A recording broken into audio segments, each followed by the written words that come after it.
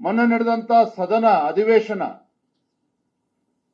ನಾನು ವಿಪಕ್ಷ ನಾಯಕರುಗಳು ಸುಮಾರು 10 ದಿನದ ಹಿಂದೆನೆ ನಾವು ಪತ್ರಿಕಾಗೋಷ್ಠಿನ ಅಧಿವೇಶನ ಪ್ರಾರಂಭ ಆಗುವ 10 ದಿನ ಮುಂಚಿತವಾಗಿನೇ ನಾವು ಪತ್ರಿಕಾಗೋಷ್ಠಿನ ನಡೆಸಿದ್ವಿ. ಸ್ಪಷ್ಟವಾಗಿ ನಾವೇನ್ ತಿಳಿಸಿದ್ವಿ ಮುಖ್ಯಮಂತ್ರಿಗಳಿಗೆ, ಯಾವುದೇ ಕಾರಣಕ್ಕೂ ನಿಮ್ಮ ಸಚಿವ ಸಂಪುಟದಿಂದ ಭ್ರಷ್ಟ ಸಚಿವನನ್ನ ನಾಗೇಂದ್ರ ಅವ್ರನ್ನ ಕೈ ಬಿಡಬೇಕು. ವಾಲ್ಮೀಕಿ ಅಭಿವೃದ್ಧಿ ನಿಗಮದ ಹಗರಣದಲ್ಲಿ ಪ್ರಮುಖ ಆರೋಪಿ ಅನ್ಸ್ಕೊಂಡಿರ್ತಕ್ಕಂಥ ನಾಗೇಂದ್ರ ಅವ್ರನ್ನ ಯಾವುದೇ ಕಾರಣಕ್ಕೂ ಕ್ಯಾಬಿನೆಟ್ ಅಲ್ಲಿ ಮುಂದುವರಿಸಬಾರದು. ನಾವು ಅಧಿವೇಶನದಲ್ಲಿ ರಾಜ್ಯದ ಜ್ವಲಂತ ಸಮಸ್ಯೆಗಳ ಬಗ್ಗೆ ನಾವು ಚರ್ಚೆ ಮಾಡಬೇಕಾಗಿದೆ. ಭೀಕರ ಬರ, ರೈತರು ಇವತ್ತು ತತ್ತರಿಸಿ ಹೋಗಿದ್ದಾರೆ, ಸಂಕಷ್ಟದಲ್ಲಿ ಸಿಲುಕಾಕೊಂಡಿದ್ದಾರೆ. ಕೆಪಿಎಸ್ಸಿ ಹಗರಣ, ರಾಜ್ಯದಲ್ಲಿ ಇವತ್ತು 2.5 ಲಕ್ಷ ನೇಮಕಾತಿ ಆಗದೇನೆ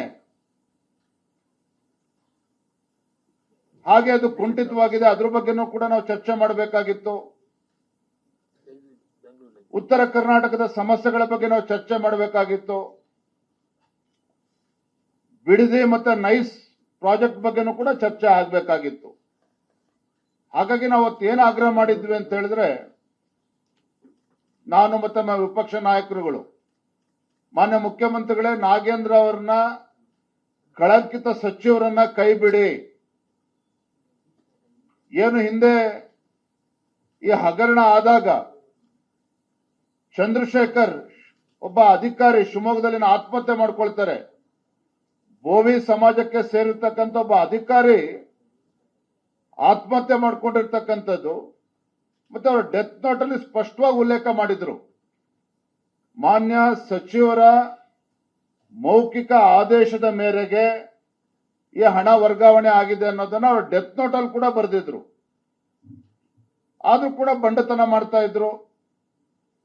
ಕೊನೆಗೆ ಅಂದಿನ ಮುಖ್ಯಮಂತ್ರಿಗಳು ಸಿದ್ದರಾಮಯ್ಯನವರು ಸದನದಲ್ಲೇ ಒಪ್ಕೊಂಡ್ರು, ಹೌದು ಇದು 185 ಕೋಟಿ ಹಗರಣ ಅಲ್ಲ, ಕೇವಲ 95 ಕೋಟಿ ಮಾತ್ರ ಟ್ರಾನ್ಸ್ಫರ್ ಆಗಿರೋದು ಅಂತೇಳಿ ಅಂದಿನ ಮುಖ್ಯಮಂತ್ರಿಗಳು ಕೂಡ ಒಪ್ಕೊಂಡಿದ್ರು. ಮೊನ್ನೆ ಡಿ ಕೆ ಶಿವಕುಮಾರ್ ಸಚಿವ ಸಂಪುಟದ ಸದಸ್ಯರಾಗಿರುವಂತಹ ಶಿವಲಿಂಗೇಗೌಡರು ಒಪ್ಕೊಂಡ್ರು, ಹೌದು ನಾಗೇಂದ್ರ ಅವರು ಆರೋಪಿ ಸ್ಥಾನದಲ್ಲಿದ್ದಾರೆ ಅನ್ನೋದನ್ನ ಅವರು ಕೂಡ ಒಪ್ಕೊಂಡಿದ್ದಾರೆ. ಇಡೀ ರಾಜ್ಯದ ಜನತೆ ಗೊತ್ತಿದೆ. ಇಷ್ಟೆಲ್ಲ ಗೊತ್ತಿದ್ದು ಕೂಡ ಸದನದಲ್ಲಿ ಸಮಯ ವ್ಯರ್ಥ ಆಗಬಾರದು, ರಾಜ್ಯದ ಜ್ವಲಂತ ಸಮಸ್ಯೆಗಳ ಬಗ್ಗೆ ಚರ್ಚೆ ಆಗಬೇಕು. ಇವತ್ತು ಬಿಪಿಎಲ್ ಕಾರ್ಡ್ಗಳನ್ನ ಕಟ್ ಮಾಡ್ತಾ ಇದ್ದಾರೆ, ಗ್ಯಾರಂಟಿಗಳಿಗೆ ಹಣ ಮಾಡ್ಕೋಬೇಕು ಅಂತೇಳಿ. ವೃದ್ಧಾಪ್ಯ ವೇತನ ಇವತ್ತು ಬಿಡುಗಡೆ ಆಗ್ತಾ ಇಲ್ಲ, ಸಂಧ್ಯಾ ಸುರಕ್ಷಾ ಯೋಜನೆ ಇವತ್ತು ಬಿಡುಗಡೆ ಆಗ್ತಾ ಇಲ್ಲ, ಬಡವರಿಗೆ ಮನೆ ಕೊಡ್ತಾ ಇಲ್ಲ ಸರ್ಕಾರದಲ್ಲಿ, ಒಂದು ಗಂಗಾ ಕಲ್ಯಾಣ ಯೋಜನೆಯನ್ನು ಕೂಡ ಕೊಡ್ತಾ ಇಲ್ಲ ಕಾಂಗ್ರೆಸ್ ಸರ್ಕಾರ ಬಂದಾಗಿನಿಂದ. ಸೊ ಇವೆಲ್ಲವೂ ಕೂಡ ಅಧಿವೇಶನದಲ್ಲಿ ಚರ್ಚೆ ಆಗಬೇಕು. ಈ ಚರ್ಚೆ ಇವೆಲ್ಲವೂ ಆಗ್ಬೇಕು ಅಂತ ಹೇಳಿದ್ರೆ ಭ್ರಷ್ಟರನ್ನ ಕೈ ಬಿಡಬೇಕು ಅಂತ ನಾವು ಒತ್ತಾಯ ಮಾಡಿರ್ತಕ್ಕಂಥದ್ದು ಸತ್ಯ. ಮೊನ್ನೆ ದಿನ ನಮ್ಮ ನಾಯಕರೆಲ್ಲರೂ ಕೂಡ ಅಧಿವೇಶನ ಇನ್ನೂ 1 ವಾರ ಮುಂದುವರಿಸಿ ಇವೆಲ್ಲವೂ ಕೂಡ ಚರ್ಚೆ ಮಾಡೋಣ ಅಂತ ಹೇಳಿದ್ರು ಕೂಡ ನಿನ್ನೆ ಈ ಕಾಂಗ್ರೆಸ್ ಸರ್ಕಾರ, ಮಾನ್ಯ ಮುಖ್ಯಮಂತ್ರಿಗಳು ಅಧಿವೇಶನವನ್ನ ಕಡಿತಗೊಳಿಸಿ ಪಲಾಯನವಾದ ಮಾಡಿರುವಂತದ್ದು.